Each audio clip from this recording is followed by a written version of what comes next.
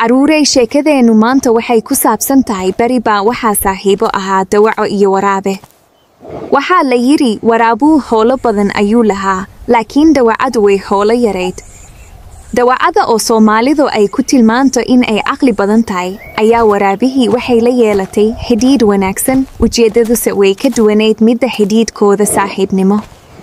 Waraabihii wuxuu go'aansaday in ay isguursadaan isaga iyo dawacadu, ayaduna waxba kama diidin oo way ka ogolaatay codsigii waanay isguursadeen. Maalintii dambe ayaa dawacadii ka warheshay in libaax uu raadinayo qof xoolaha u raaca. Markaasay tidhi, war libaax, xoolihii wax kuu raaca ma heshay? Markaasuu yidhi, maya. Intay iska dhigtay wax ka naxaya, ulana hadashay si naxariis leh ayay ku tidhi, iska seexo anaa kuu raacin xoolaha maante. Libaaxii wuu ogolaaday, wuxuuse kula dardaarmay in ay xoolaha si fiican u raacdo ha ka warwarin ayay ku jawaabtay, libaaxiina wuu iska seexday.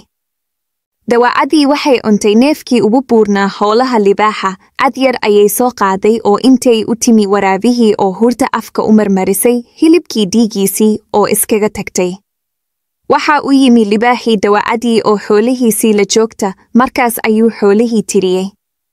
Waxaana maqnaaday neefkii ugu buurnaa xoolaha, libaaxii wuxuu weydiiyey dawacadii halka uu neefkii jiro, waxay ku tidhi, waxaa cunay waraabe, markii aan isku dayay in aan ka eliyo, wuu diiday waanu ila dagaalamay.